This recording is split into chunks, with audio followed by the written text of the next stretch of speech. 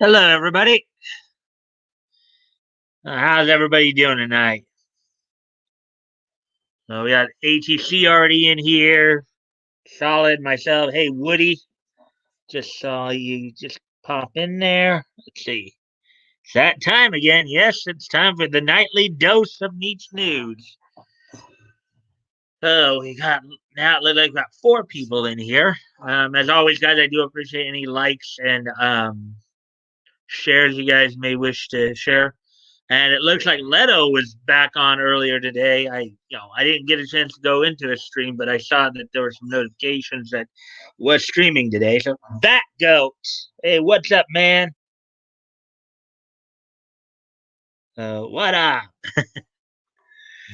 And the counter is being screwy again, telling me I have only two people watching one on YouTube. It's one now, but anyways, so yeah, so that goat, Woody, ATC, solid. We got five of us in here now. We'll see how many more people show up.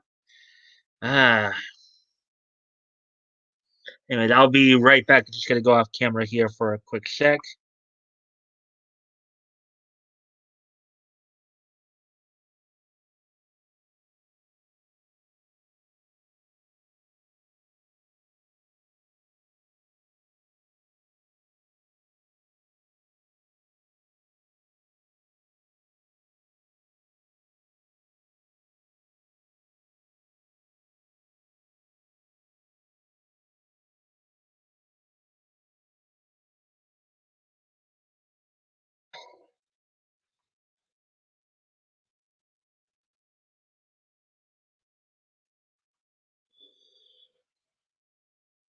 Yeah. So, anyways, let's see. We're just 2.5 minutes in. We already got we got already like what 5 people here. So, even though the counter's still saying two. Ah, screwy YouTube. Right. So, anyways, well, I guess I can kind of go into what's on tap for tonight. Got 5 stories for tonight. A couple of comic ones and couple of and three anime ones. The comic one, apparently, the Trailer Park Boys is going to be made into a comic. Um, and also, let's see, there's another comic coming out called The Good Asian. So that's the comic side of it. Let's see. ATC said, "Hey Woody and hey Packer." Okay, saying hi to everybody. And Woody Mill is saying hi to everybody. Now we're getting the count up there. So I'm just checking through just to remind myself of. So I know the two comic stories. Got two comic and three anime stories. One of the anime stories is talking about some of Studio Ghibli's um, top heroines. Let's see. We got some Godzilla Singular Point news and some Bleach news as well. 5 times where Ichigo was bad guy. So we got some profile pieces. We got some news items. Um, so let me just get back to this point, man. Let's see now.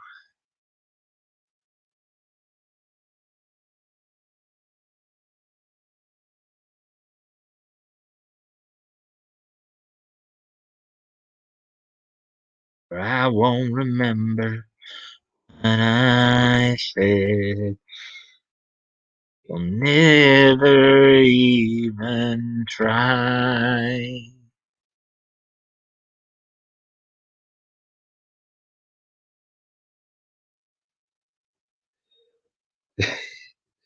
Anyways. Okay, so well, we're coming up on 5 minutes already, and got 5 people. So let's see. So how else? How your all's day go today? You guys do anything? I know it's Thursday. It's probably not a whole lot going on, but and I'm sure a lot of it's same old, same old. But anybody? I know, um, Action, you're doing more of your restoration work on some of those figures. Anybody else got anything going on they want to talk about?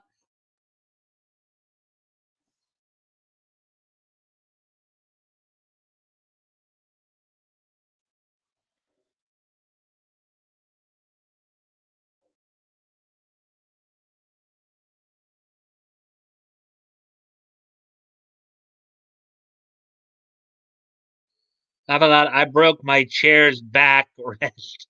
Um, all I had was a piece of wood, an axe, and some duct tape. Laugh out loud. I now have a new backrest. Okay. Yeah, it's never fun when your chair falls apart on you. Just of course, as long as it's not Shane Holmberg's chair, that's probably, that's probably one we definitely want to stay away from. But laugh out loud, I'm handsome and handy. hmm I shoveled my long gravel driveway so the propane truck has a chance of making it up the hill. Yeah. Looks like we have 6 people watching us, so that's cool. And everybody's welcome, including lurkers. So, but I um hope you guys will get some interesting stuff out of the news stories tonight. Let's see,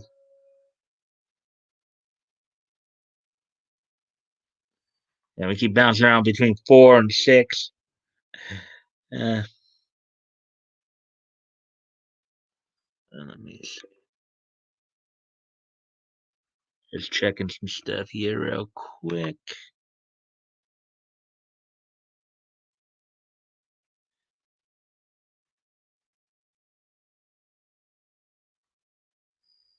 Okay, so anyways, let's see. Dave's here. Dave Marks is in the house. Let's see, we have some.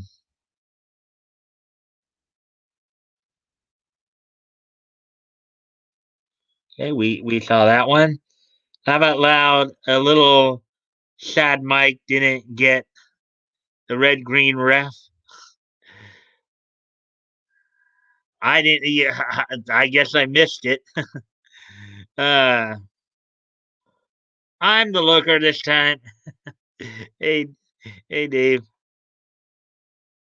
Howdy, all. Hope you're well. Hope yeah, we're all doing fine, Dave. Hey, Dave. So yeah, so let's see. We're coming up on 8.5 minutes now. I think Batgoat went to the lurk mode because he hasn't said anything in the last couple of minutes. Solid may have as well. Hmm. So yeah, so basically we'll probably start up at around the 10-minute mark. I'll kind of go through real quick here. Again, what's on tap for tonight? Got a couple, 2 comic stories and 3 anime stories. 2 comic stories. The Trailer Park Boys is apparently being made into a comic, adapted into a comic, and then let's see, what was the other thing? No, I just had it too. Let's see. I know in the anime one, we'll be covering Studio Ghibli's heroines. The 5 times Ichigo was a bad guy, and in Bleach, there's some Godzilla Singular Point news, and then oh yeah, that's right. There's a comic coming out called The Good Asian, and you guys will not believe what the artist name, or at least one of the artist names, looks like and sounds like. Uh, if your woman can't find you handsome, at least let her find you handy. Red, your woman. Jeez, I love that. All right. Well, we're just past the 10-minute mark, and we got a lot of people here. So we'll go ahead and get started then on this Thursday night. Let's see. Yeah.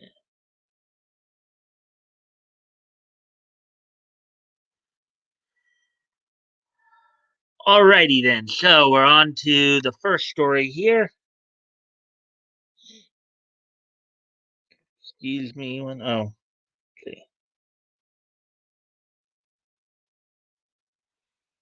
Just posted a pic of the chair on Mine's Laugh Out Loud. Um, Action, I have opinions on that chair. I'll be right back. Just gotta go off camera for a quick moment here.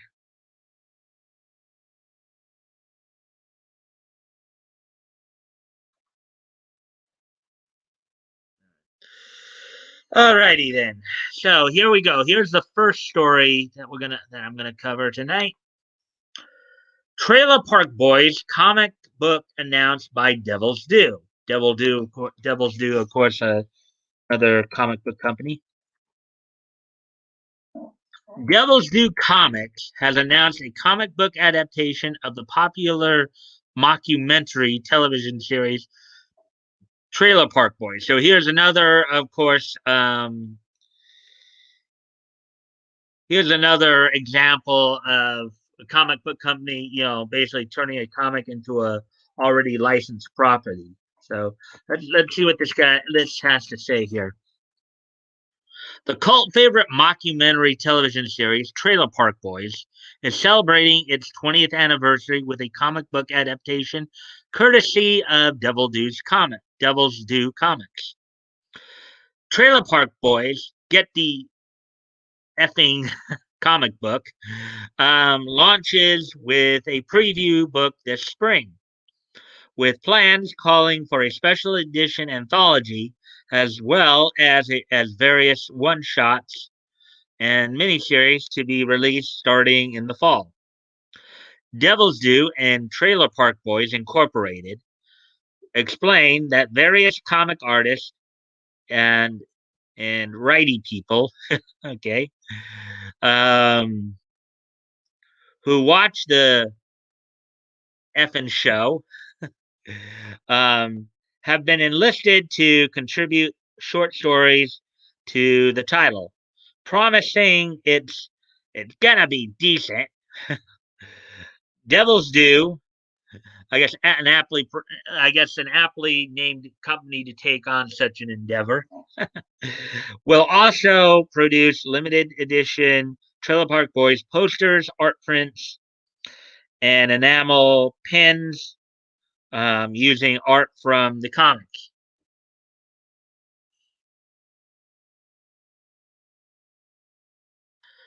This is a perfect project for us, and I have the ultimate respect for what the boys have built from the grassroots into a true phenomenon, says Devil's Due publisher Josh Blaylock.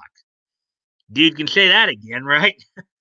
They are that is the perfect project for the Devil's Due and Trailer Park Boys. Let's see now. I like you guys have.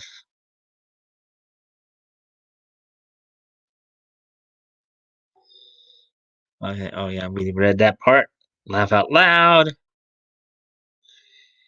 Hey, hey, I've had this chair for 12 years. Laugh out loud. Looks like it belongs in the basement of a CIA black site. Uh, how about it is in basement, Dave? Scary. Ooh.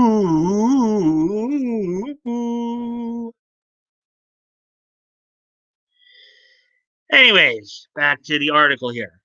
One of Trailer Park Boys' main characters, Ricky, also has a quote in the official press release saying, "We were looking at these shows and cartoons, and I said to Julian and Bubbles, how in the actual F don't we have a comic yet?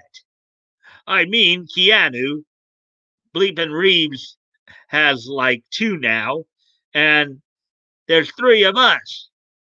This means we should have like 13?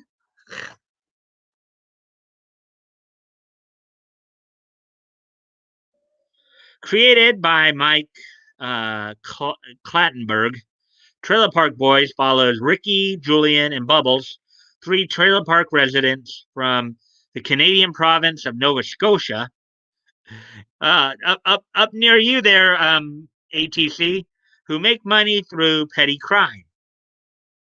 The show premiered on the Canadian channel Showcase in 2001. It originally ran for 7 seasons, including in 2008.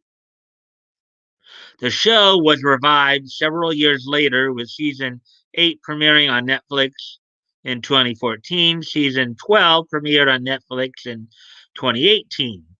Um, and was followed by Trailer Park Boys, the animated series, in 2019. A 13th live action season titled Trailer Park Boys Jail premiered on swear.net earlier this year. Various films and specials have also been released over the years. And then here, I guess, here comes the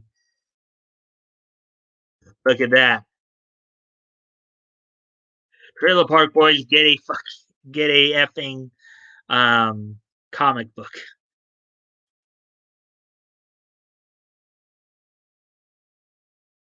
And here's another look at the.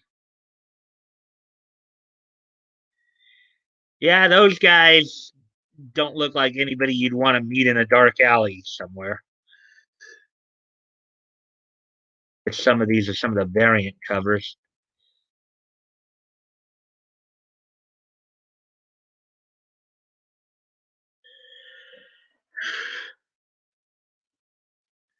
Trailer Park Boys get a effing comic book. Launches later this year from Devil's Due Comics. Pre-order reservations for the debut issue are currently available on trailerparkcomics.com.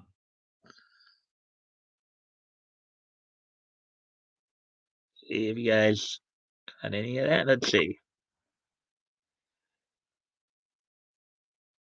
I call it the posture, the poster fixer upper 2021. Laugh out loud if your back hurts, sit straight. Laugh out loud.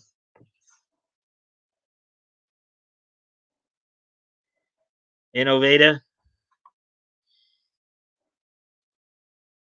actual F. Wow, so hip, so original.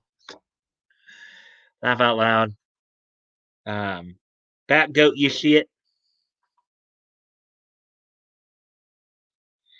Glad I never watched a second of this dribble. Uh, um, where's Cat Mountain Mike? I have no idea. I don't know anything about this. I just figured they were announcing a comic book being made, so I figured it would be a good news piece. The most I've seen of Trailer Park Boys is their Wellman cover. Because swearing sells so well. Effing mill idiots. Um, don't learn. Yeah, well, Matt, go. You know how I generally feel about swearing. It's very unintelligent. You have people who just it's like every other word or two out of every three words is like um swear word. They can't seem to make their point without it. So, friendly fellas, has anyone tried their beer? Not bad. A must have when you're already drunk. Hollywood mill idiot, not your bro, not you bros. That goat is surely denied. Laugh out loud, Dave. All right. So, anyways, prepare to move on to the next story then. Let's see where that story was, so I know that. Okay, so now we go up to the next one here.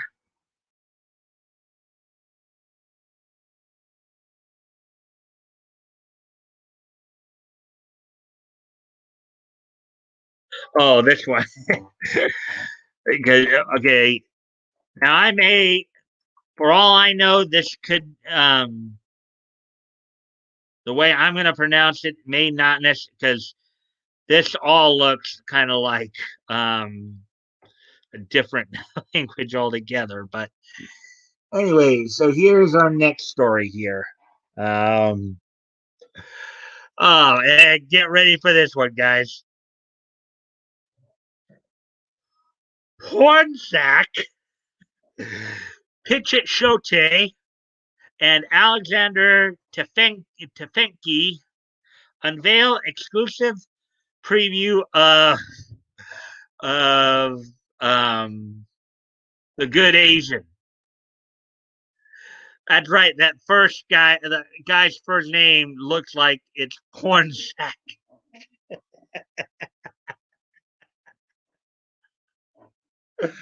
Oh God, I know it might be. I know that depending upon what language it is. I mean, if it is of a Eastern European dialect, it could actually be porn shack as a porn sack, but still. Oh,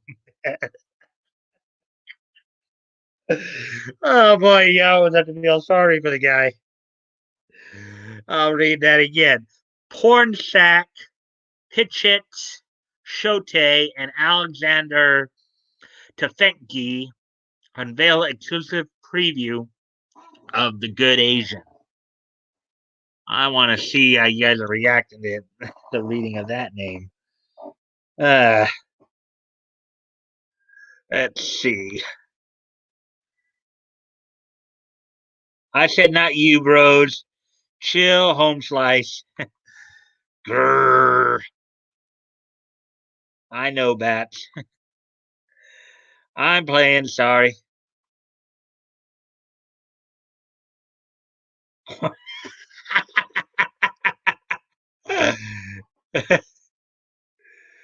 The porn sack picture shot in Alexander uh, Teflonsky. Teflonsky. Teflonsky laugh out. Oh boy. Everything slides right off him.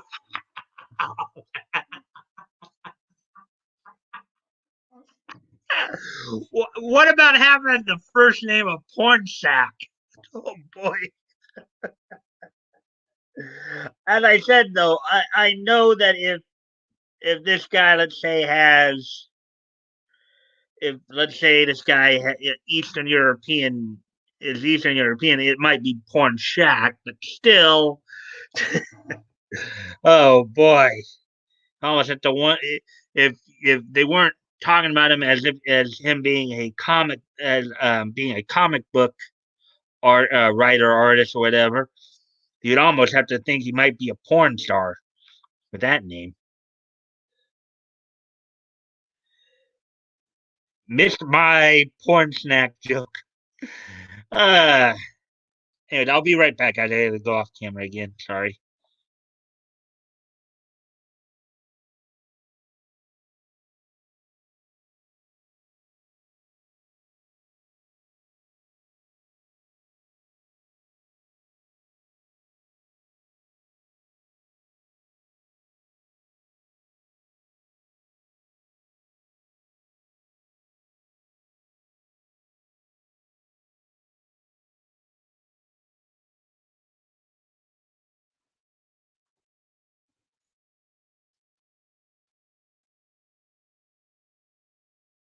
Hornsack is a joke in and of itself. Yeah, the name itself. Yeah. Wait. Yeah, it's a winner. Oh boy. Porn sack. I keep my.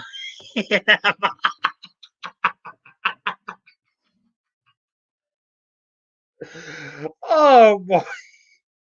You always have to feel sorry for this, especially with the way we're ripping on him. Man, imagine going around your whole life with that name. Oy. Well, in all fairness, though, maybe where he's from, it's actually quite normal. May not necessarily take on the meaning that we're attributing it to. We're attributing to it. So, kicked in the porn snack because you didn't read my personal. Oh boy. I keep mine on the bookshelf with the rest of my body literature. Oh God. Oh boy. Okay. Anyway, let's move on for this. We could literally be laughing at these names all night. But oh boy. Okay. So here we go. Porn stack. Pitcher Shote and Alexander Tefengi unveil their next Image Comics series. So, Image Comics is the company that's publishing this. The Good Asian, in an exclusive preview of their noir title. Okay. Yeah, I wonder if Image Comics realized what they were probably getting into when they hired this guy. Uh,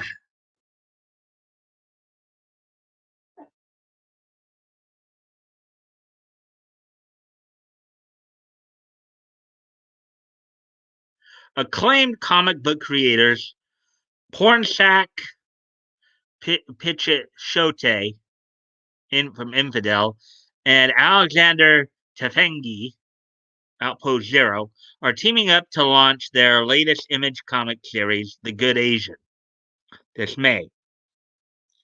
With its debut coinciding with Asian American and Pacific Islander Heritage Month, the upcoming comic series follows a hard boiled Chinese American detective named Edison Hark as he hunts for a serial killer in 1936 Chinatown. With systemic racism running rampant, Hark and the characters face the harsh realities under the Chinese Exclusion Act, the first immigration ban in American history. So basically, Image Comics is going to try to once again put a little bit of their own political views into a comic book. Wow, whoopee! And just the way they're having a guy named Pornsack, write it. Give me a moment, I'll be right back.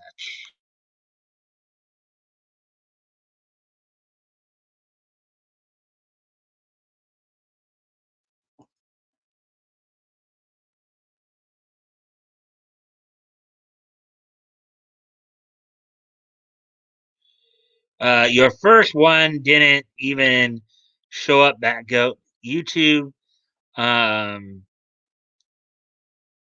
hate strikes again. Would a backpack full of prawn DVDs be considered a porn? Oh boy, absolutely. Right after I said I'm playing, sorry, I can see it there. I like my detectives over easy. I could take a screenshot, but I think we're past this. Be back in 5. Okay, Dave. Um, and they wonder why no one buys comics anymore. Yeah. I mean, I would think though that even if even with the political intrusion here, as it were, I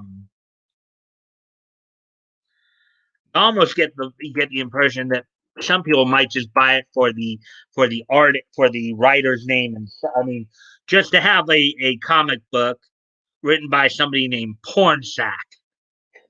That I think would be value in and of itself.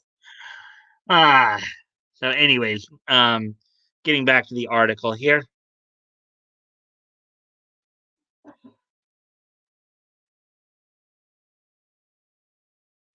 An exclusive preview shared by Image and the creative team showcases the pulpy noir adventure written by Pichichote.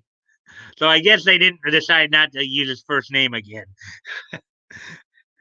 Drawn by Tefen Tefenki, um, colored by Lowridge, Lee Lowridge, and lettered by Jeff Powell.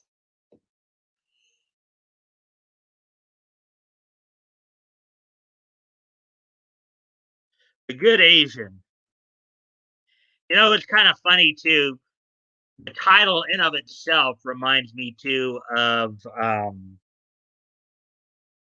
It actually reminds me of a line from Justice League, the Legends two part story in which um, Green Lantern, Flash, Martian Manhunter, and Hawkgirl get transported to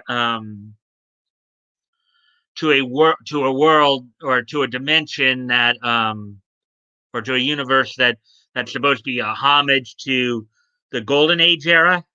I remember there was a one line where that world's Flash, aka Streak, comments to John Stewart, goes, "You're a credit to your people," and John just kind of goes, "Thanks."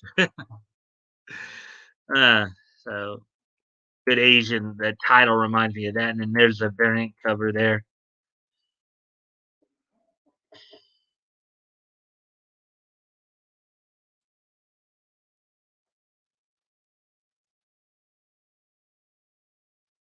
What about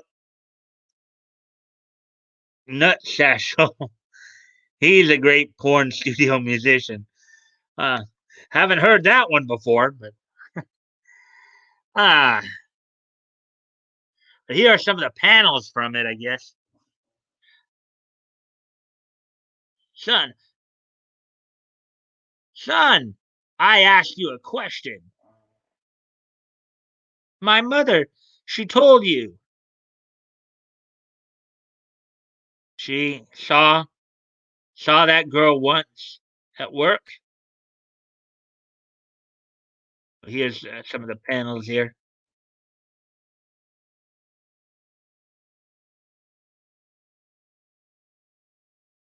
Interesting thing they're doing with a little red box there.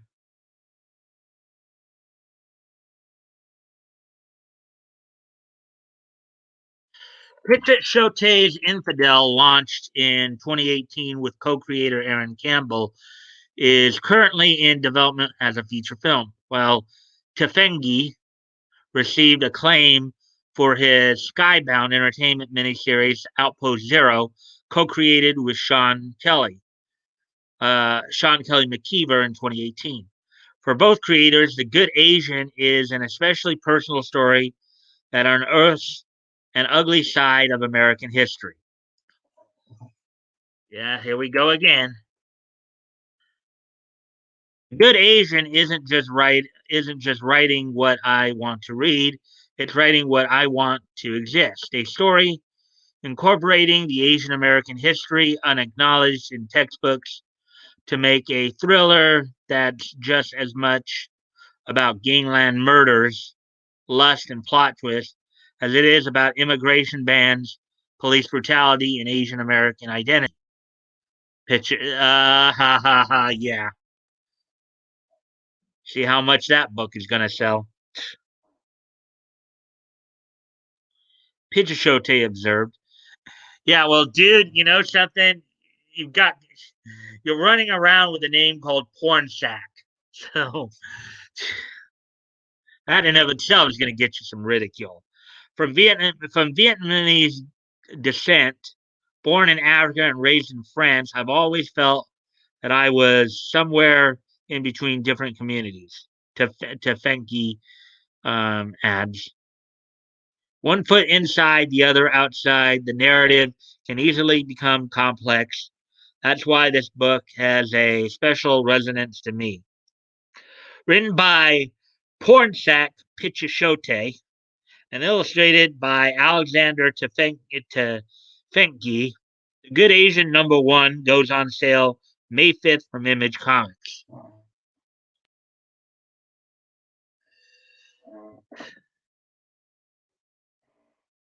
Let's see. Oh, wow. 36 minutes into this.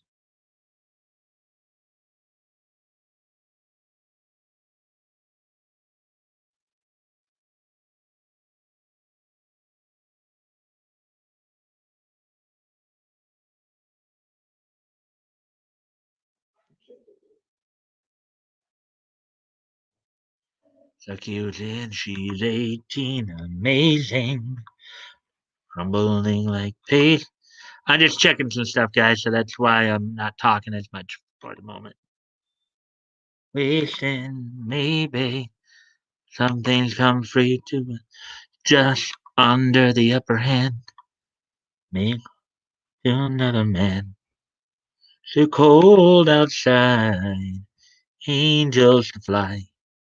Covered in white.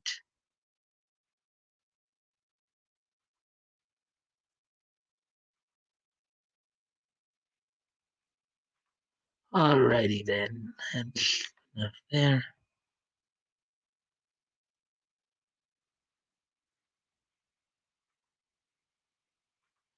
Alright, I'm back. Let's see. I may have made that up, laugh out loud. Laugh out loud.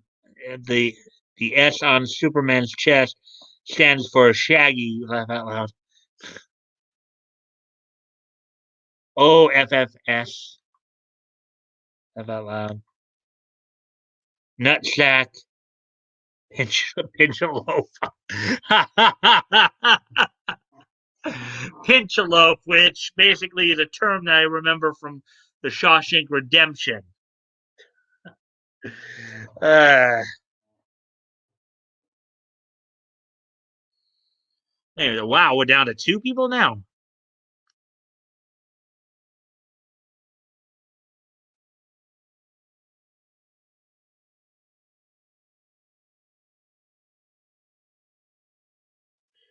All right. So, anyways, those are the two. Those are basically the two. I believe those are the two comic stories we're gonna cover tonight. I think I did the other one right.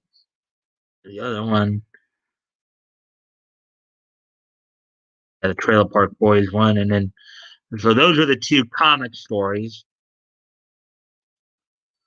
So now we're gonna go ahead and head over to the anime section and cover some of those stories. 3 of those.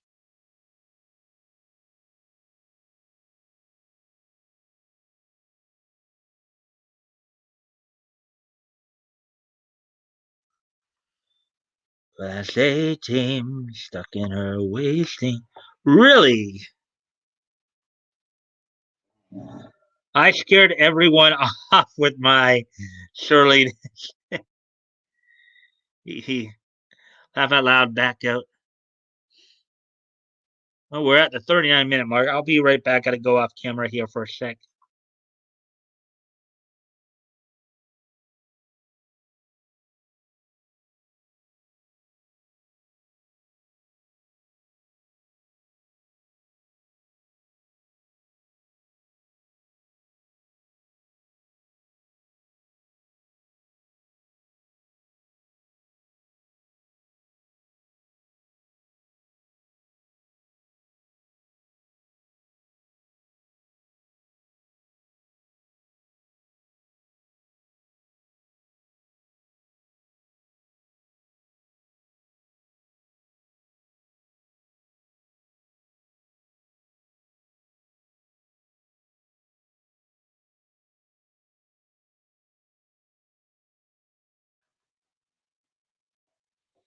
All right, then. So I'm back.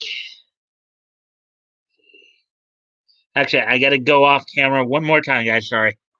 Be right back.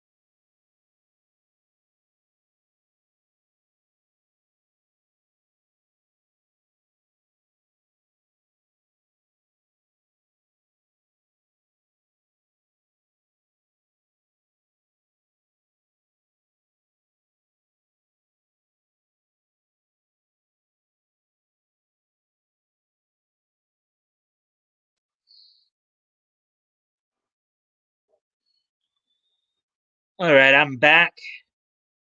See what you guys been. Nah, I bet just left for a whiskey break. Ah, true, laugh out loud. Not everyone can whiskey and chat. I can't whiskey at all. I prefer to not throw up, laugh out loud. Burp, Diet Pepsi, not beer tonight. I've never tossed the cookies from drinking. I've I've toasted after weed, but never after drinking. Laugh out loud.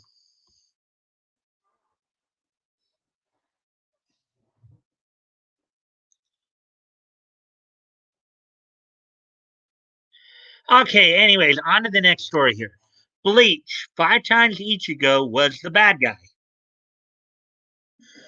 Ichigo Kurosaki is sometimes thought of as the anti hero of Bleach, but sometimes he takes the title too far and ends up acting more like a villain. See what they mean by this.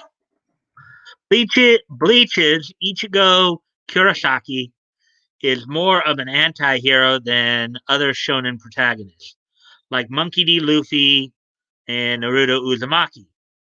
In some ways, he's comparable to Yusuke Urameshi, being a tough punk with a good heart and some unique supernatural ancestry. At times, however, Ichigo takes the anti hero act too far and ends up feeling more like a villain. The following 5 times took Ichigo's dark side to the extreme.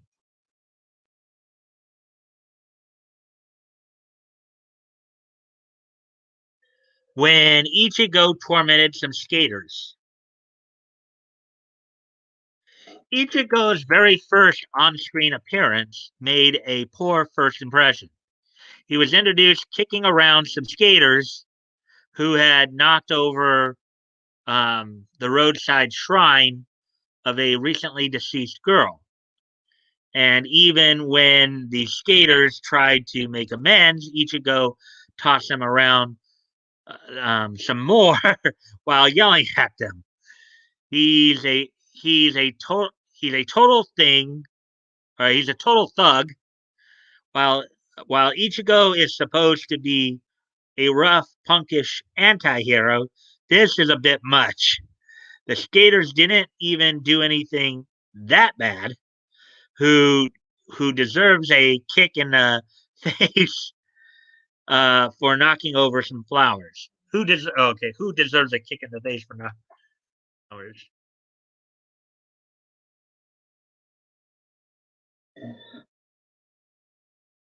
When Ichigo started a feud with Ganju Shiba. Oh, look at that. Ganju sitting there and they're like pinching Ichigo's face like this.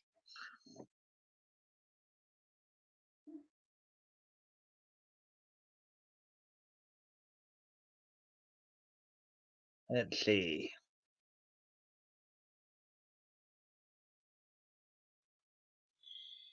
Coughing into a pipe is rough.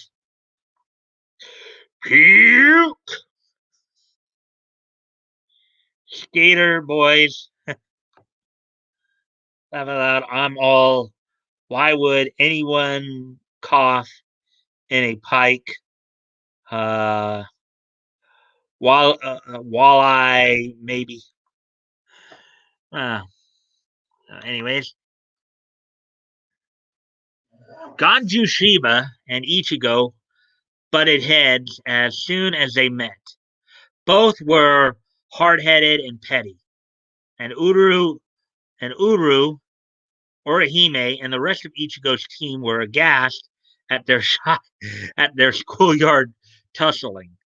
Later, when Ichigo met Kukaku Shiba and saw Ganju again, they chased each other across the room, and in the process, Ichigo stepped on and snaps um, Kukaku's favorite pipe. Fed up, Kukaku fired up a keto spell and blasted everyone away. And Ichigo and Kanju were forced to make peace. It's astonishing that Ichigo let it come to this. Uh, when Ichigo threatened the Vizards.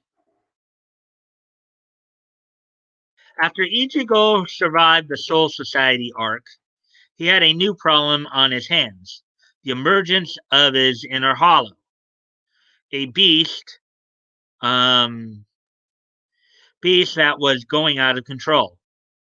He needed help, even though he tried to sweep this under the rug. Ichigo um, finally went to visit the Vizards at their hideout for help. But the two parties didn't get along well because Ichigo didn't want to play by the Vizards' rules. Ichigo was giving them a real headache. He even threatened to beat them all up so they'd do things his way instead. It's true that the Vizards aren't the nicest people around, but Ichigo was being highly antagonistic, and no one could blame the Vizards for responding in kind. Ichigo is lacking a lot of tact.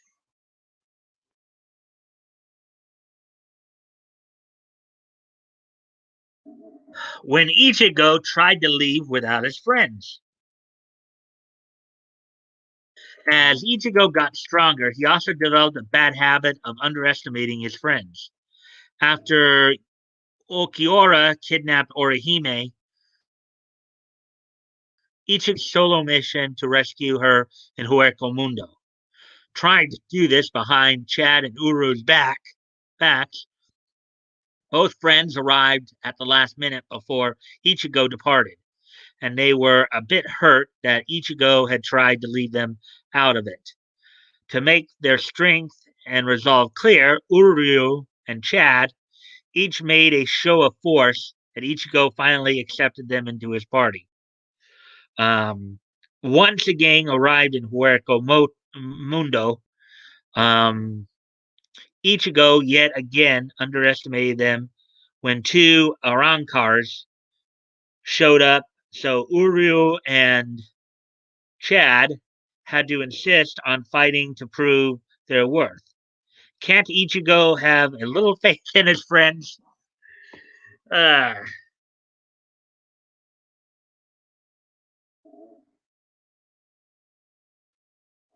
see, you guys are saying anything here?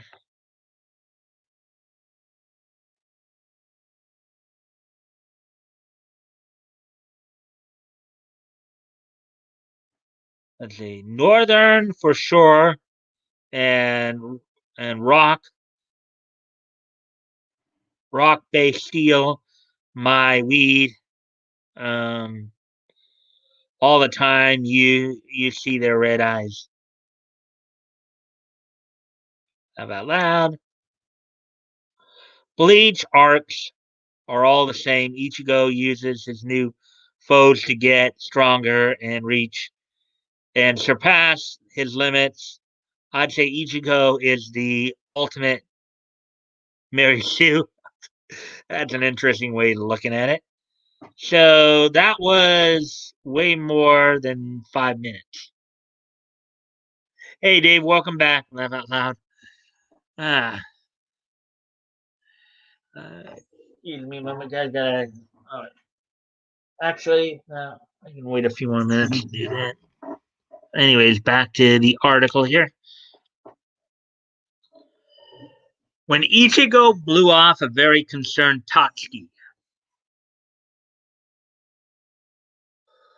Orihime's good friend Tatsuki Arisawa was no soul reaper, but she had faint spiritual powers and was highly protective of her friend.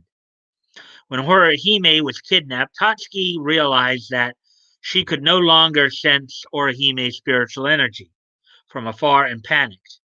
Tatsuki didn't know what was going on, but she had come to realize that Ichigo and Orihime's strange behavior was linked. So she turned to Ichigo for answers one day after school. Tatsuki demanded to know what was happening, and Ichigo just blew her off, insisting that he didn't know. Um, Even when Tatsuki hit him in frustration and cried out in rage, Ichigo didn't say a thing. Tatsuki felt that Ichigo was scorning their friendship, and she wasn't entirely wrong. Tatsuki isn't delicate or foolish. Ichigo could have taken her somewhere private and explained it all. The truth would have shocked Tatsuki, but at least she'd be in the loop and been somewhat comforted. Tatsuki deserved answers. So there you go. That's a Bleach story.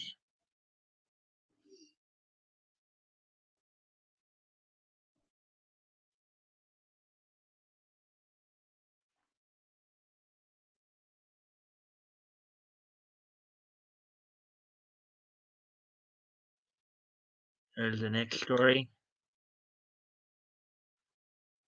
I'll be right back, guys. Just gotta go off camera for a few minutes here.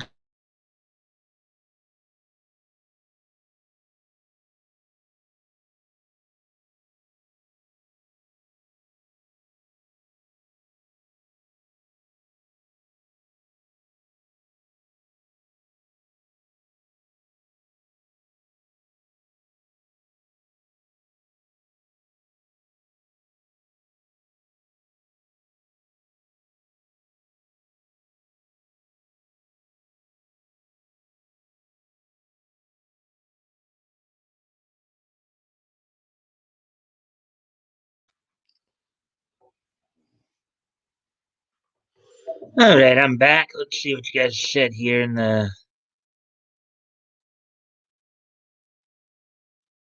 So that was. Oh, okay. We already read that part, I guess. I do. Hello, Dave. From Solid. Hey, Solid. Hey, Solid. Solid's back. Welcome back, Redfield. Here at the very beginning. So I wonder if Leto isn't here just simply because he's trying to conserve energy, or something else is going on.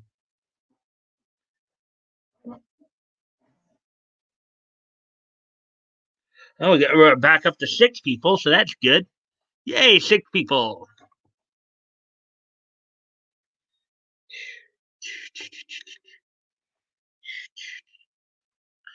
Anyways, here we go. Godzilla, singular point, can breathe new life into these obscure kaiju. Godzilla, singular point, could resurrect these obscure kaiju, and all of them are beyond monstrous entities.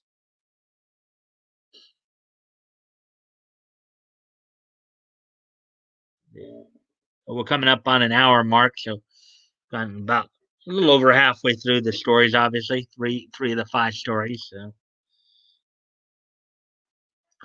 Godzilla, singular point, is bringing back many classic kaiju from the franchise's long history into the modern era. The trailer for the anime already teased the turn of Rodan, Gabara, Anguirus, and everyone's favorite Ultraman copy, Jet Jaguar. Um, However, these are far from the only kaiju who might return from the Showa and Heisei eras in this modern anime. Many of Godzilla's more famous foes have had multiple appearances, such as King Ghidorah, Mechagodzilla, Mothra, and Gigan. Many others have had 1 or 2 appearances in the films at most. Some made significant impact, such as the Mudos or Destroyer Ya. Um, Others, however, linger in semi obscurity despite being great kaiju. The following are some of Godzilla's lesser known foes who might be able to shine in Godzilla's singular point.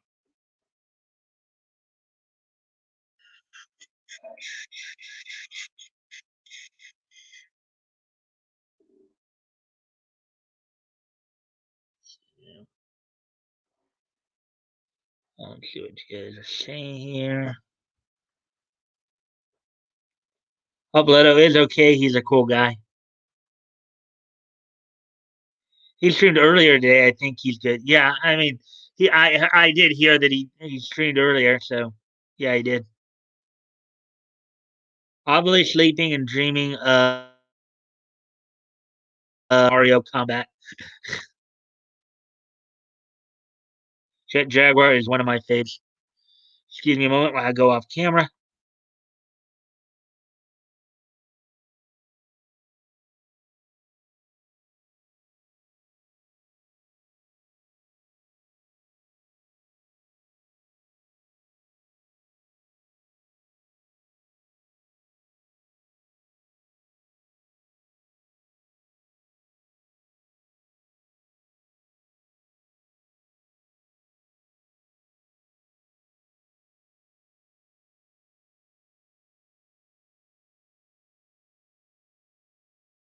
All right, I'm back.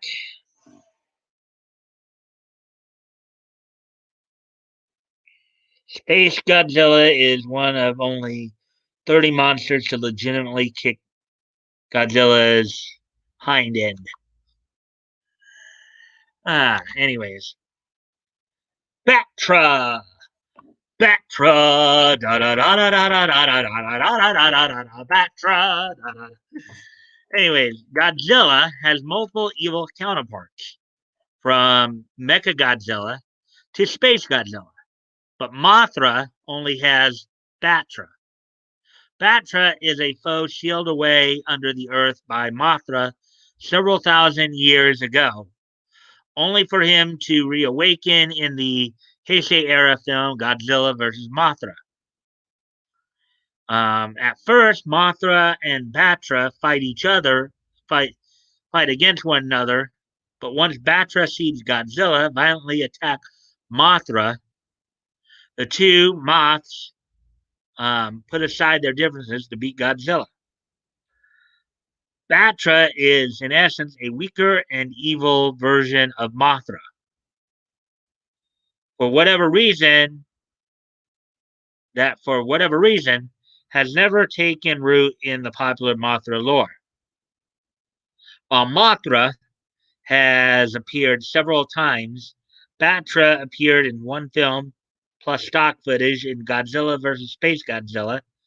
There is potential in Godzilla Singular Point for Batra to become a mainstream kaiju.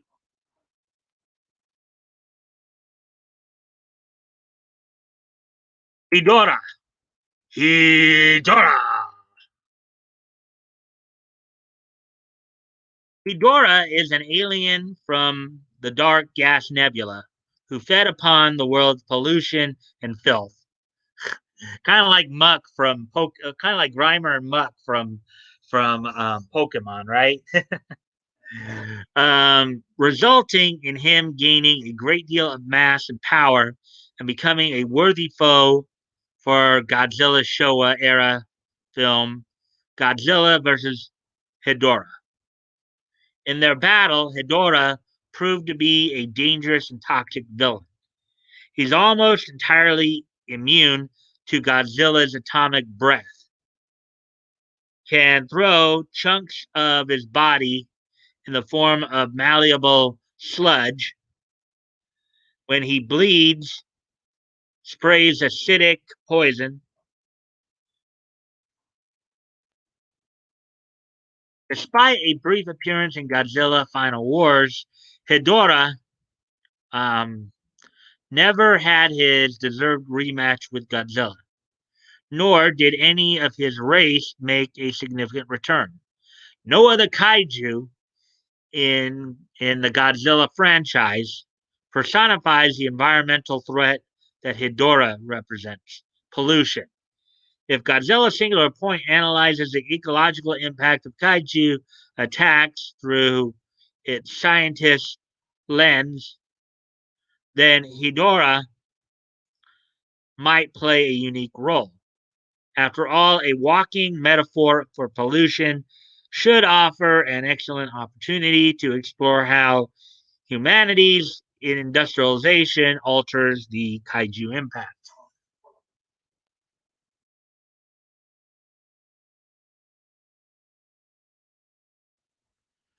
All right. I'll be right back. Just going to go off camera for a moment, guys.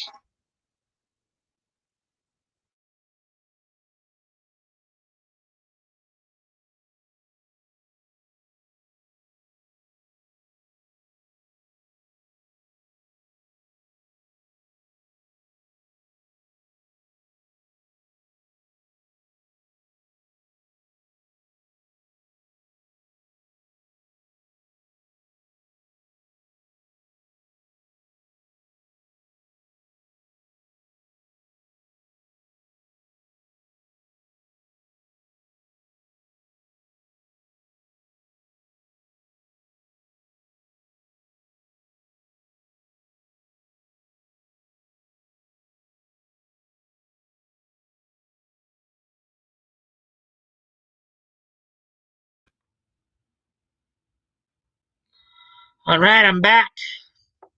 See what's all been going on here. Leto's here now. Hey, Leto.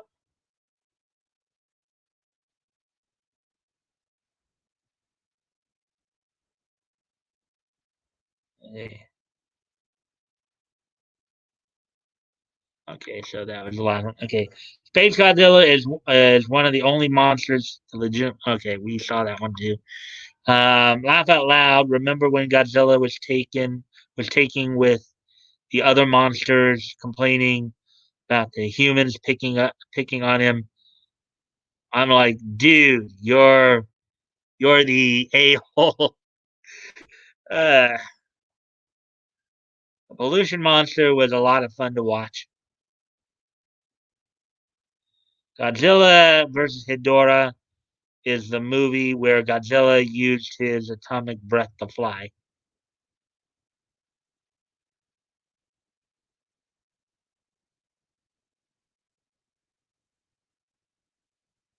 Hey guys, how are y'all today? We're fine, Leto. We're just hoping you hoping you're doing still doing well. I know you streamed earlier. Got solid at ATC here. Godzilla needed the help of humans and their mech Mogora to beat S Godzilla. Hello, Leto. Um, Destroy all monsters was a travesty, though Toho purchased the right to the American Godzilla to kill it off with a regular atomic breath, not the super breath, but the regular one. He hits everyone with that. They shrug off. Oh,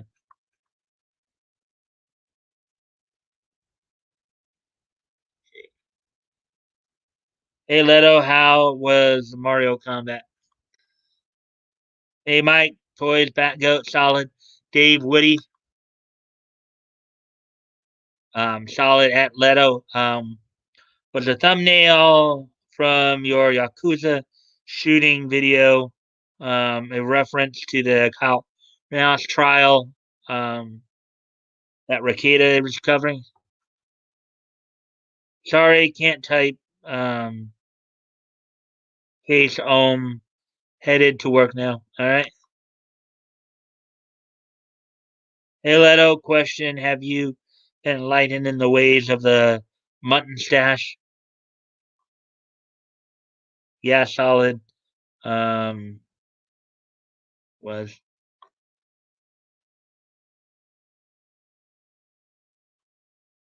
hey, let's see now. At Action Toys. You mean Final Wars?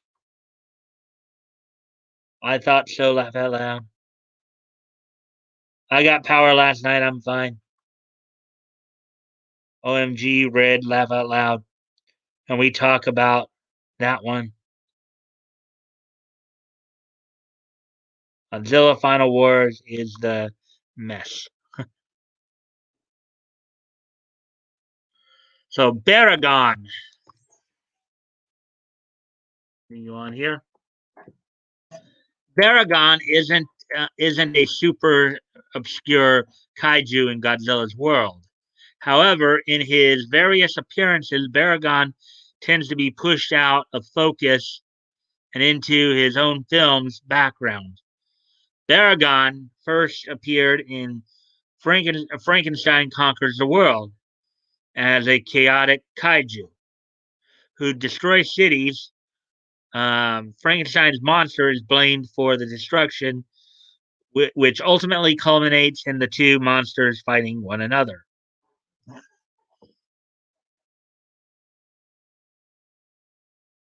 Baragon would have small roles in future films, with his next brief appearance in Destroy All Monsters. Production wise, the Baragon suit was severely damaged, and rather than delay to repair it, they chose to use him sparingly.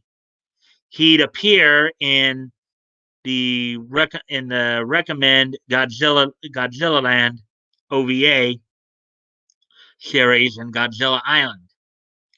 But Baragon's next major appearance was in Godzilla, Mothra, and King Ghidorah, giant monsters all out attack. In the movie, he was one of the three guardians who defend Tokyo against Godzilla, who in the film was the reincarnated wraith of all the soldiers who died during World War II.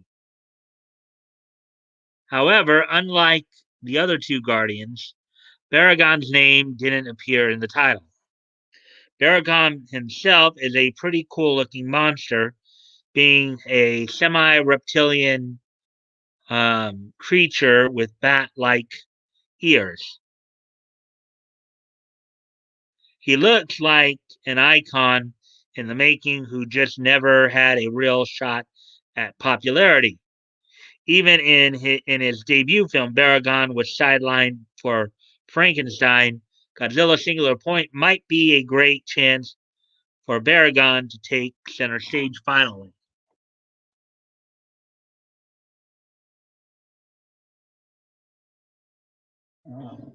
The Trilopods. Trilopods.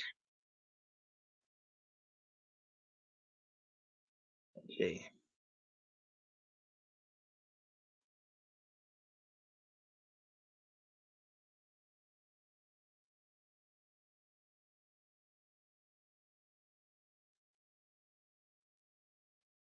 The final war. Okay, we saw that.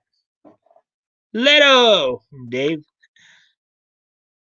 Leto, have you seen my chair repair on mines?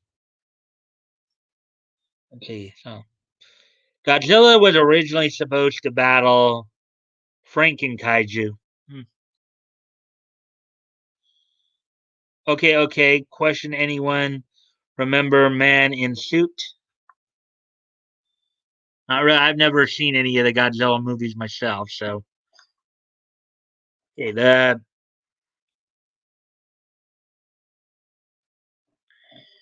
the Trilopods.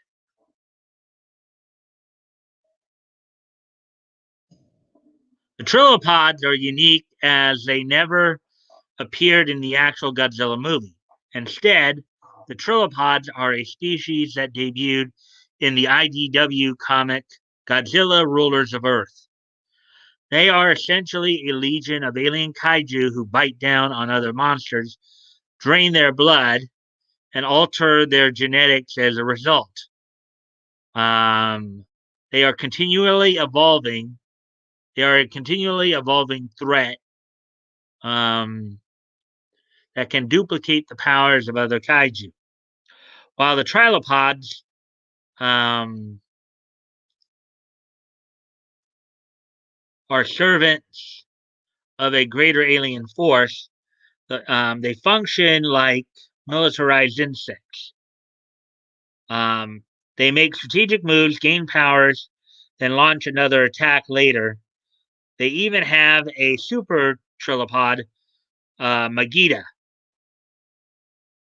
These are adversaries dangerous enough to take on all of Earth's kaiju at the same time. If any threat was dire enough to merit Godzilla working together with Gigan and other creatures, the trilopods are it.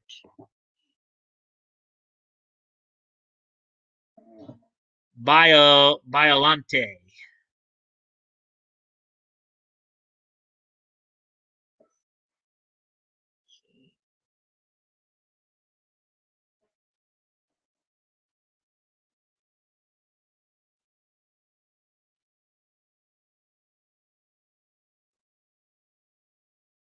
Not yet toys. I'll check them at work.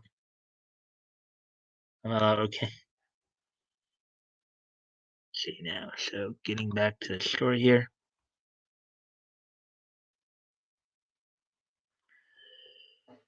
None of the kaiju in Godzilla's greater universe are as incredibly fascinating or as untapped as Biolante. Biolante is a hybrid of Godzilla shells, a young girl, and her favorite flower, a rose.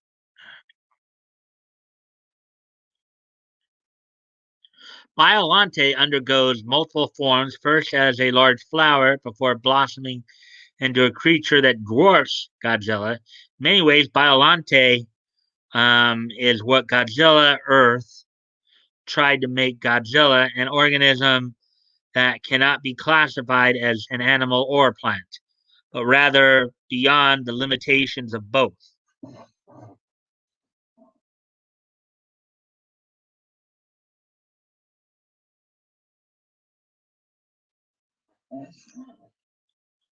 Biolante is equal parts horrific and tragic. There's a real sadness to Biolante's existence, being this girl dragged back into life and fused with a colossal, gruesome monster. Of all of Godzilla's adversaries, it's Biolante that stands as the most Lovecraftian. Plus, there is already some evidence that Biolante might play a role in Godzilla's Singular Point. In the trailer, we briefly see the scientist May holding a flower contained in a small cube.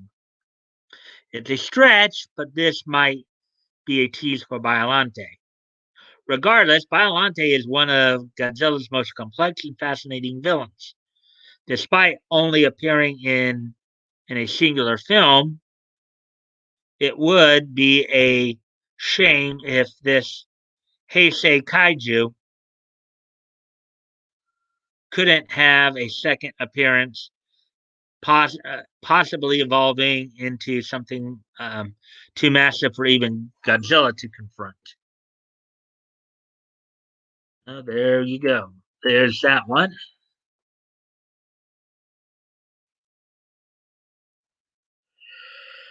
Hmm.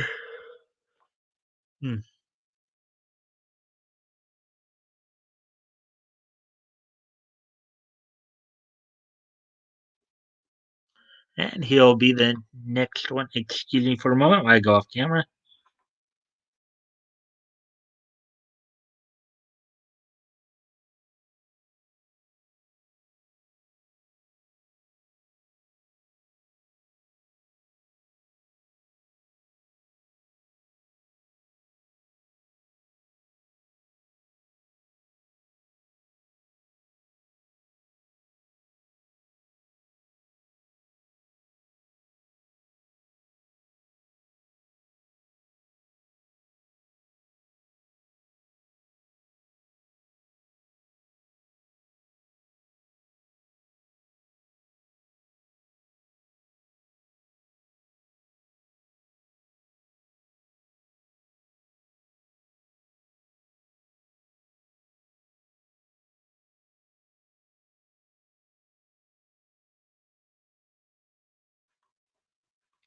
All right, I'm back.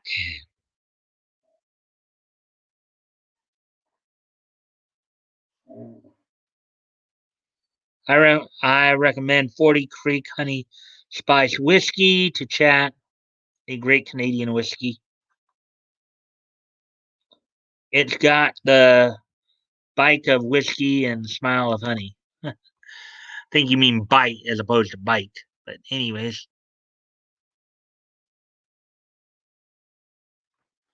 so here's the last main story of the night. And I know we're past the hour mark already. We're coming up on an hour 20, so we made good time here. Um, Studio Ghibli's 10 best heroines ranked ranked.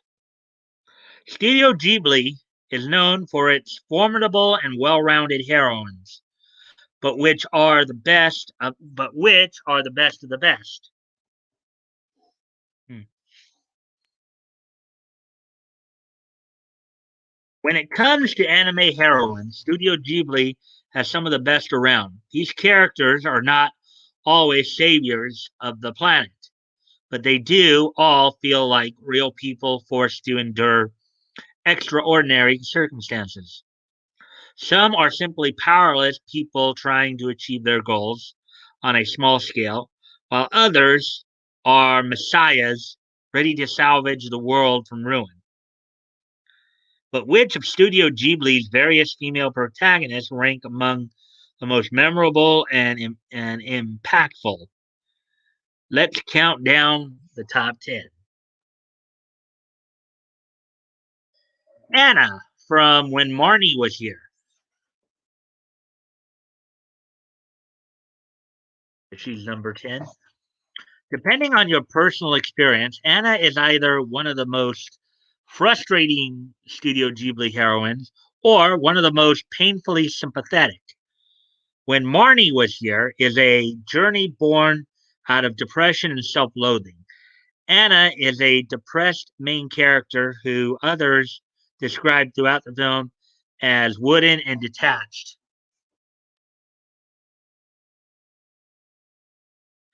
But all of this is a means to deal with her sense of insecurity and detachment from the world. She also might be one of the few Studio Ghibli heroines who aren't straight. Depending on how you read her relationship with Marnie, as it appears at times that Anna has a one sided crush on the girl after their first meeting.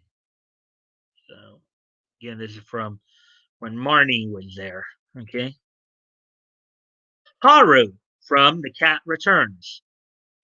Look at that. She's a little cat girl. Cat girl.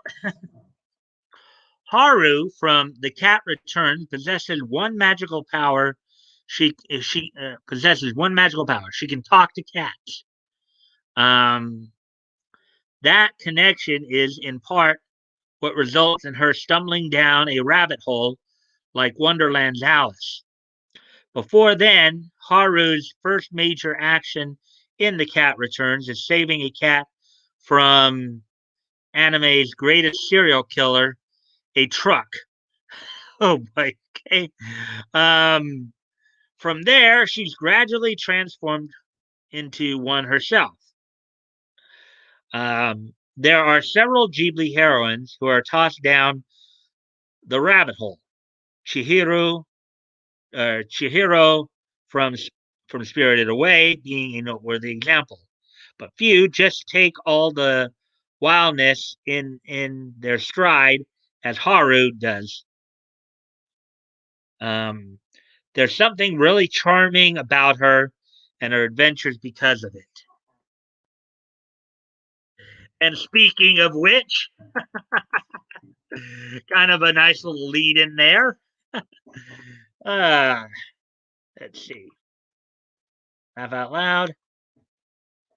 Hey, evening. Just got home. Going to make a bite and listening in. Hey, Anon. Welcome to the stream, man. Anon. Emoji, emoji, emoji.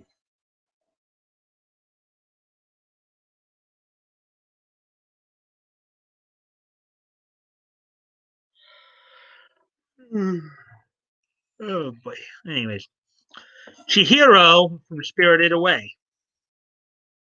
Speaking of which, I predicted that line, didn't I? Chihiro is the ultimate down the rabbit hole Ghibli heroine. In that her adventure to another world consists of her continually reacting to increasingly fantastic events and spirits around her. On the surface, Chihiro isn't much of a typical heroine. She's essentially a spoiled brat without any means to defend herself, especially from the supernatural. Uh huh. Yep. She's constantly she's, the whole film there is her basically whining. Despite that, and despite having her name stolen from her, she rises to the challenge, and as a result, Chihiro's arc over the course of Spirited Away has her gain a greater appreciation of the world around her. Everyone she comes in contact with, she leaves better off. There's something truly beautiful about that. Kayeko from Only Yesterday. Kayako from Only Yesterday is a unique character for Ghibli. Most Ghibli heroines are children, teens, or very young adults who are dealing with life as it comes to them. Kayako, on the other hand, is seen from two perspectives. And Only Yesterday, one as a young girl and the other as a 27-year-old woman. Sounds like kind of a back and forth flashback type story where, like, part of the story is her as an adult, the other is her flashing back to her childhood. Because of this, Taeko's journey back to her hometown and down memory lane is one that is more meaningful, especially when viewed through an adult lens. She's arguably one of the most human of the adult Ghibli characters, as her journey is one of personal reflection, not external triumph. For some, this makes Taeko more forgettable. For others, it makes her more profound.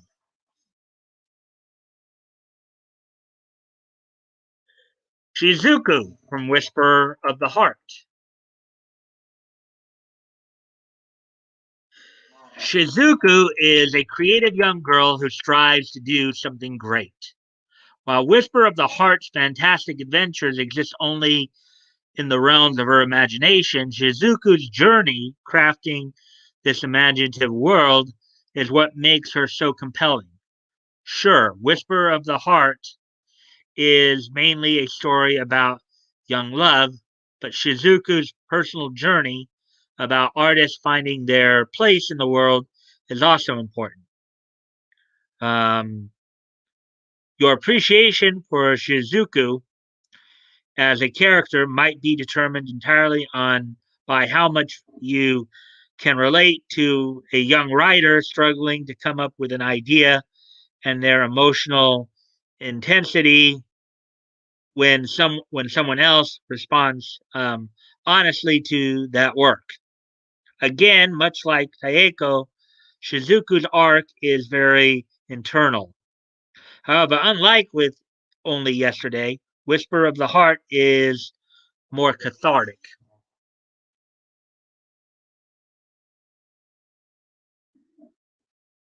Anyways, I'll be right back here. Gotta go off camera for just a moment here, guys. I'll be right back.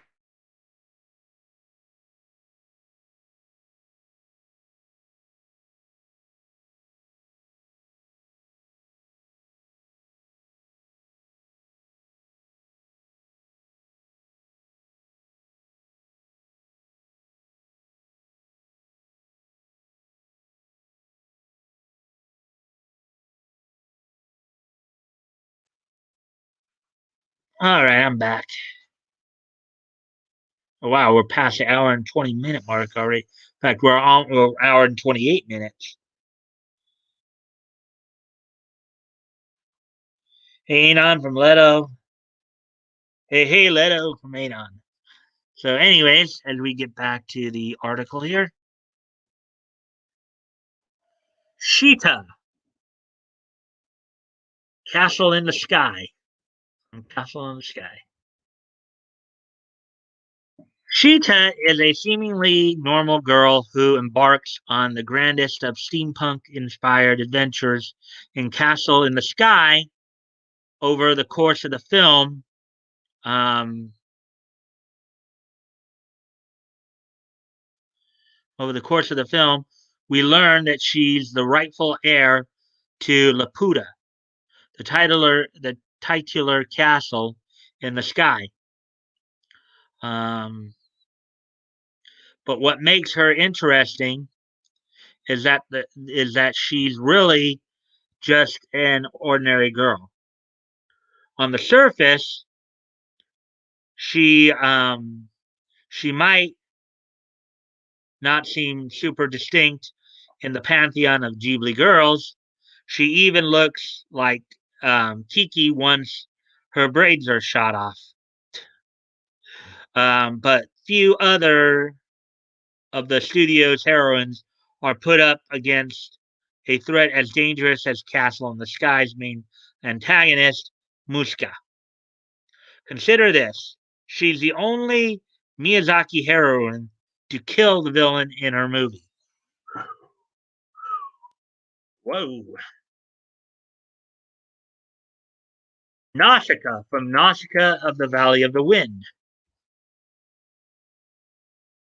Excuse me again, guys. Sorry, gotta go off camera here.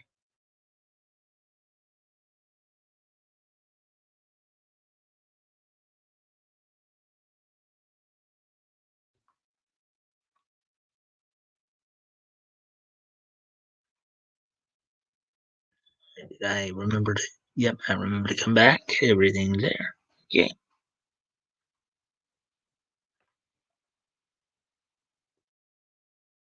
Nausicaa's titular princess of the Valley of the Wind. For fun, she travels into toxic jungles collecting spore samples and shed omu shells. Nausicaa can at times be a little too perfect for this good world. But then again, she is an actual messiah destined to unite the warring human race with nature. However, in in many ways, Nausicaa is a perfect heroine for the Ghibli canon. She can see the potential for good in everything, even the chaotic, destructive forces of the toxic jungle. And ultimately, she is the closest Ghibli has ever come to bringing a real world saving superhuman to the screen.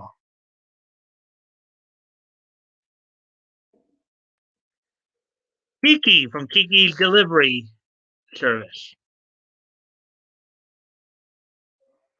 Kiki is a young witch who travels away from home on her own for the first time, eventually making a living as a young delivery driver for a local bakery in a city. This might not sound like the grandest of heroics, not an incredibly compelling mission for a witch of all things to partake in. However, what makes Kiki such a strong Ghibli protagonist is how real and raw she feels. Over the course of Kiki's delivery service, we watch Kiki um, optimistically take on the mundane job while gradually feeling more and more burned out by her failures.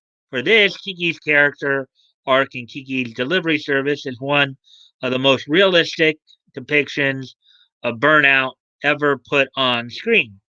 And her journey is one of one that anyone watching can find relatable.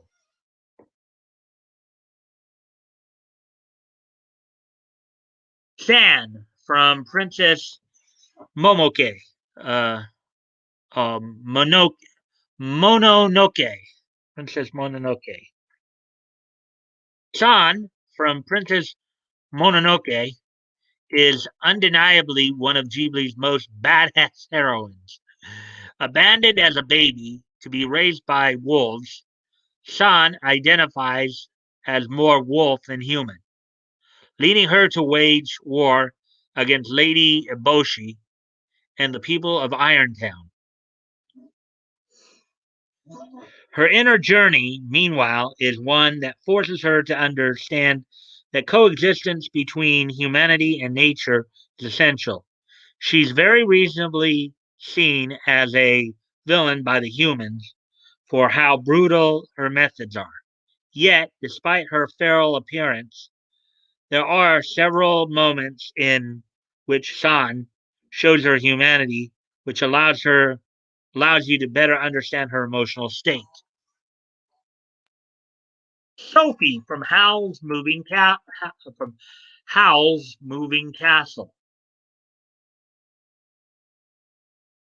Sophie from Howl's Moving Castle is an incredible protagonist. Her adventure appears simple at first.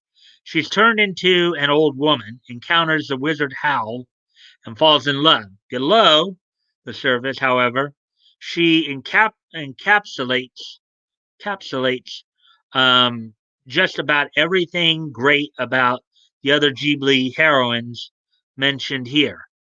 Much like Marnie, her journey is one that forces her to overcome her own sense of depression and inferiority. And like Chihiro and Haru, she goes down a rabbit hole to a fantasy to a hidden fantasy world. However, what makes her the most incredible is despite being an older and feeble woman for most of the film, she ends up helping to end a massive war, restoring something precious to Hal, and ultimately leaving everyone she encountered better off. Ironically, the curse that should have destroyed her life allowed her to let go of her inhibitions and have the adventure she was always too scared to go on. It's a beautiful spin on the fairy tale structure. Howl's Moving Castle isn't Ghibli's best film, but Sophie is the studio's best female protagonist, at least in this opinion, I guess. So there you go. That's the end of the main stories tonight. So, and in the class 18, wait, excuse me for a quick moment. I'll be right.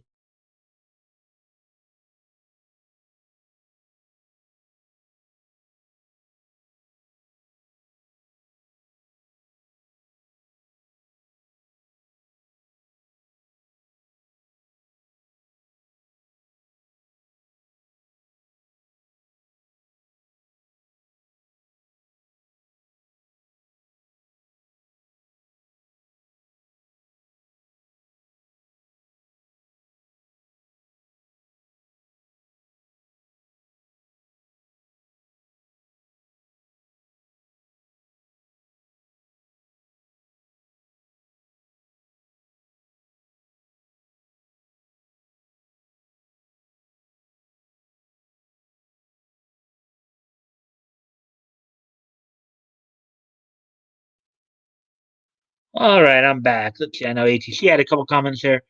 Nazca of the Valley of the Wind is a great anime. Those noms are saving the planet.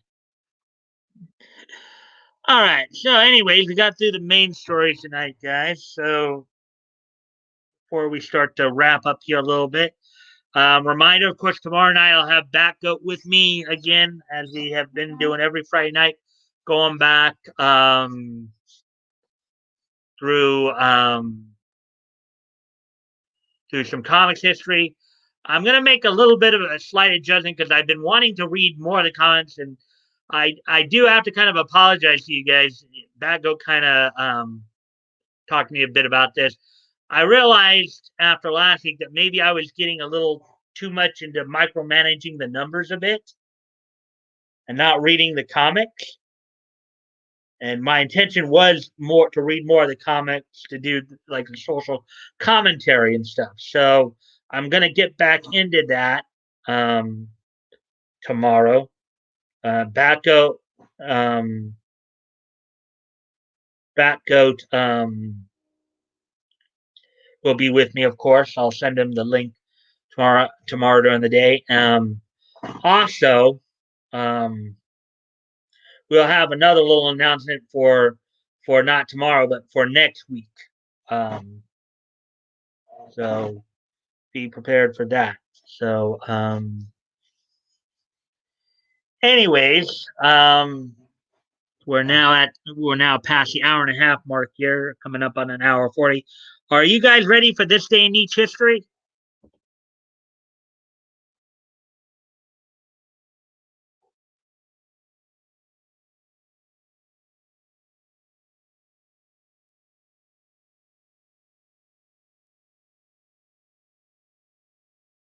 Be right back.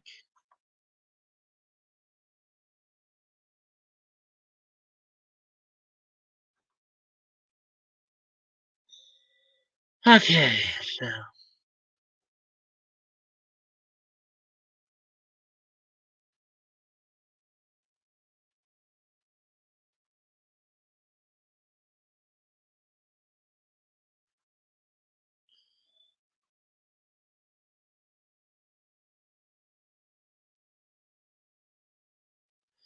All right, so let's see.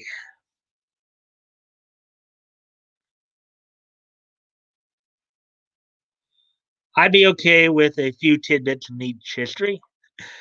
Erd, Nietzsche it up. Yes, yes, Nietzsche, Lord Pasto, the wisdom. Okay. Okay, I got a couple of interesting history bits tonight and have a little bit more depth. Only two pieces of Nietzsche history tonight. Um, so without no further ado, today being Thursday, February the 18th, um, 2021. The Let's take a look back on this day in Nietzsche history.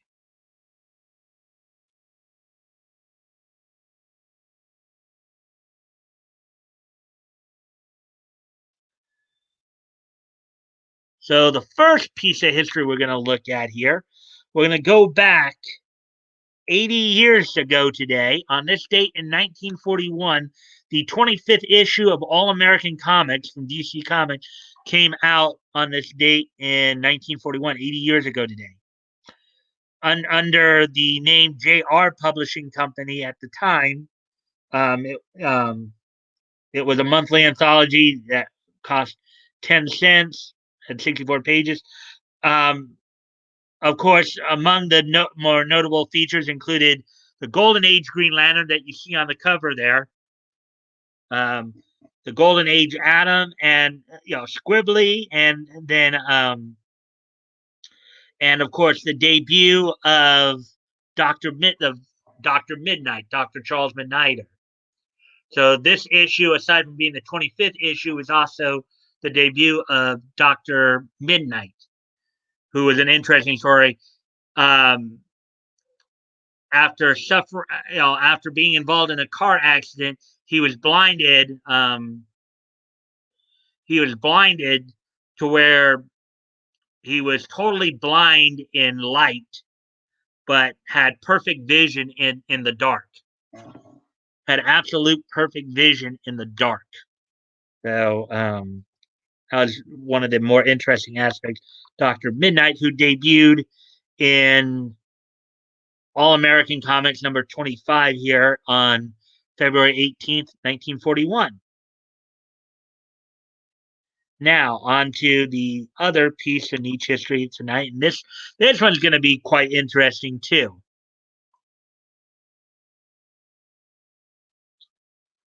We head to 1991. As on this date in 1991, and I'll talk more about this a bit next week, too, um, because it's kind of interconnected. On this date in 1991, in Montgomery, Alabama, the Steiner brothers had won the WCW World Tag Team Championship from the Fabulous Freebirds. However, the Freebirds were not the actual WCW World Tag Team Champions at this point in time. Doom was the actual um, tag team champions. Now, now there's a reason why this happened. Okay, to take you on a little bit of a history tour, and of course, I'll talk a bit about it too next week. Um, so back back in this time period, right, late '80s, early '90s, many of you I know Woody probably has. Many of you remember like the old syndicated shows of. And I know Woody grew up in the southeast, so he probably saw like some of WCW's syndicated programs like Saturday Night, um, Power Hour, which they were taping this. Well, for the syndicated shows, for those syndicated shows, they would usually tape those 3 weeks in advance. Tape basically they on a Tuesday or Wednesday they would go to whatever house show they were doing, and they would basically tape 3 weeks worth of television shows at one house show or one TV taping show, and then broadcast them weeks later. Now, what ended up happening was they to make it appear as if the Steiners had won it after the Freebirds had won it, because what ended up happening was the Fabulous Freebirds were challenging Doom at Wrestle War on Sunday, February the 24th of that year, which we see later. So this led to one of the most dubious distinctions in professional wrestling history. The Fabulous Freebirds are the only team to have a negative title reign.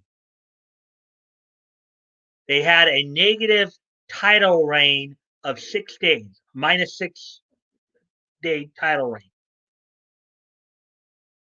Having lost the title before winning it, because what ended up happening is they were taping the show for Power Hour that was to be aired on March the 9th. But it was actually taped on the 18th. So that's how you got, and I'll talk about this again, but basically that was the distinct, the Steiner brothers had beaten the Fabulous Freebirds even before the Freebirds even actually won the title. So they could make it appear that they lost it after winning the title on the Power Hour show. So, yeah, I saw a whole bunch of matches down in the Southeast right around this time. Yeah, I went to a taping once in Raleigh. Yeah, so in this particular case, as I said, the Fabulous Freebirds ended up with a negative title reign. Probably the only team to do so. Of course, you wouldn't see that now because a lot of you don't really. First off, even in the WWE on their syndicated shows, they don't have really title matches anymore. It's more they reserve it more for the live shows like Raw. If they are going to have a title match. So, anyways, that's all for tonight, guys.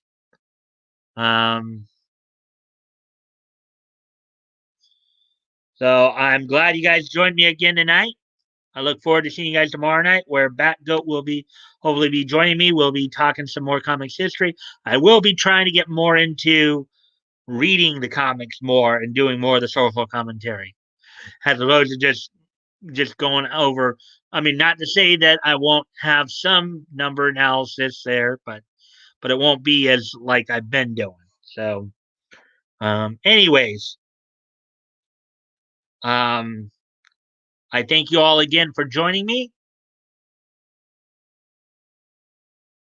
And I will hopefully see you all tomorrow night. Bye.